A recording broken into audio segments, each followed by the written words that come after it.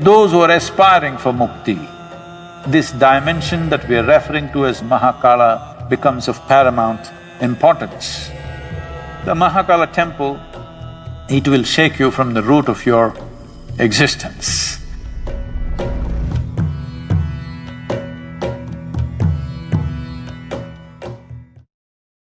Shiva is a god who should not be named, because to name him is to limit and curtail him.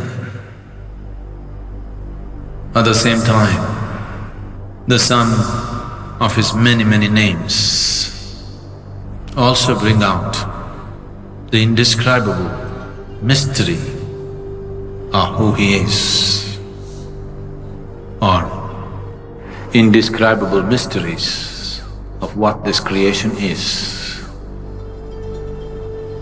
Of his various forms, Kala or Mahakala is an important, at the same time a fierce form. As Mahakala, he is the lord of time. As Kala Bhairava, he is the destroyer of time. Kala means time. Time, as you experience it, is only the cyclical movement of physical existence. The earth rotates, it's a day.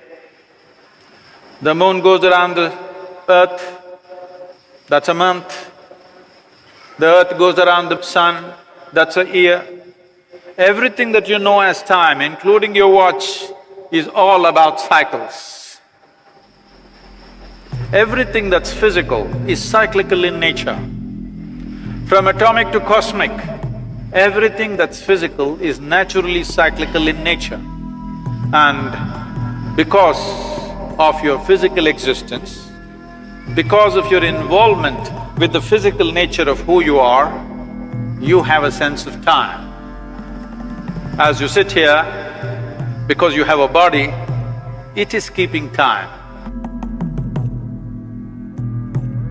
If you become free from the cyclical moment of life, then we say you are in mukti or absolute liberation. So those who are aspiring for mukti, those who are seeking absolute liberation, for them this dimension that we are referring to as Mahakala becomes of paramount importance.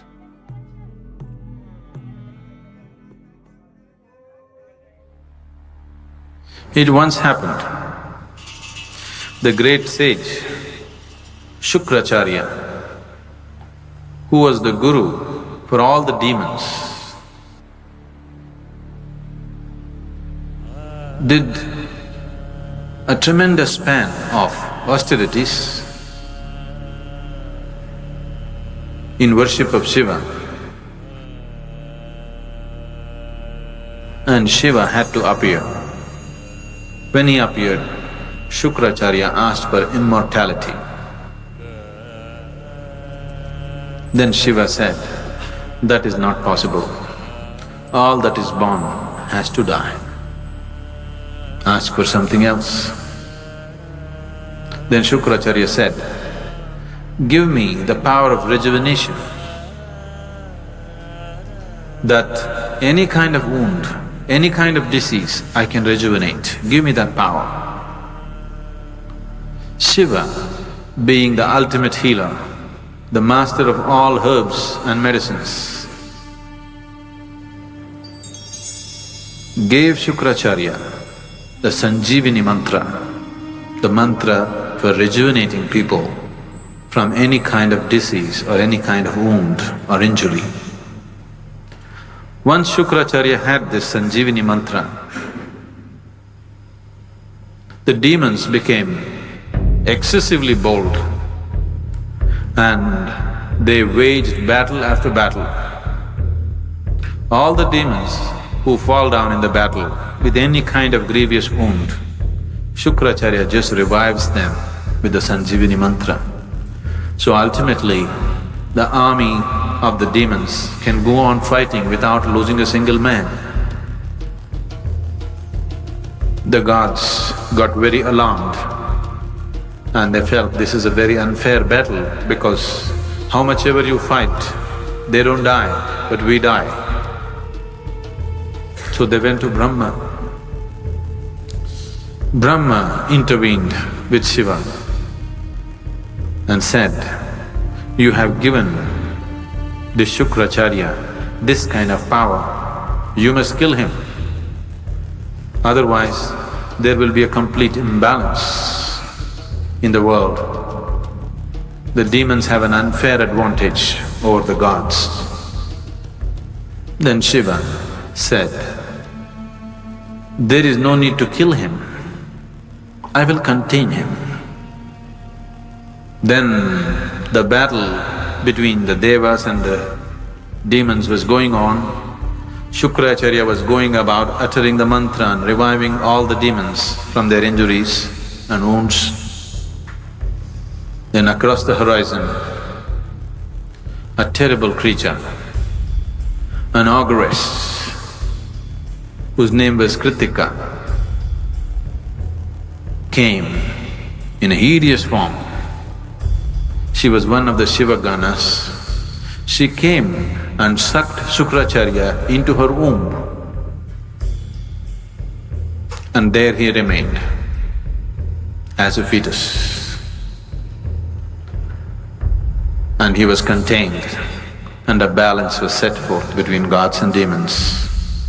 A more fair and just battles were fought. Then Brahma was so amused and he thought, it is only Mahakala who can do this, that without killing the person, he can completely contain his life. Shukracharya remained in the womb of Kritika and his Sanjivana mantra became impotent. Or in other words, Mahakala froze time for Shukracharya, that he cannot move on.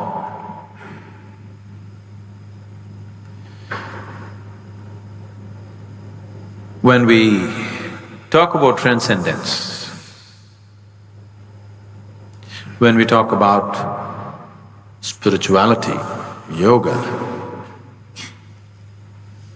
we are seeing how to go beyond the limitations of time and space.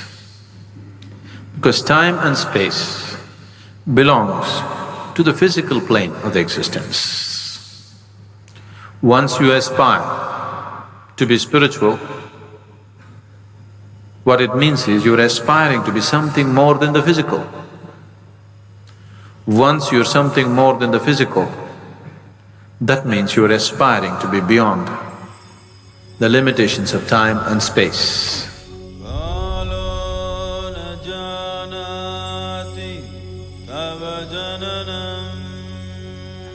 The Mahakala temple, the linga that is consecrated there, is of phenomenal nature. It will shake you from the root of your existence. It is really an incredible consecration. It is just done for this purpose, that in some way it dissolves you. One must be ready to go into this temple properly because it's of a tremendous power and it is not for the faint-hearted. It shakes you from inside. Every day, the offering that needs to happen to Mahakala is fresh ashes from the cremation grounds, because that's what he likes and that is what keeps it going the way it's going. Unfortunately, I heard that we're getting so bloody civilized. Now it seems because some activists protested, they are not using the ashes from the cremation ground, they're just using cow dung or bullshit. Unfortunately, this is not just a cultural thing, there is a science to it. If we bring ashes from the cremation ground and some other ash, I can show you what is the difference between the two. Experientially, it's a phenomenal difference. And it's very, very important that this process is continued because that is the nature of Mahakala. The very presence of what this Mahakala Rupa is, when you go there, everything is gone, everything is burnt into ashes. That means you become free from the physical. It propels you towards your ultimate liberation. You want to do that gently, we have everything here. You want to do it in a boom way, you really want to be pushed hard and you are not faint-hearted, then Mahakala temple is a phenomenal process.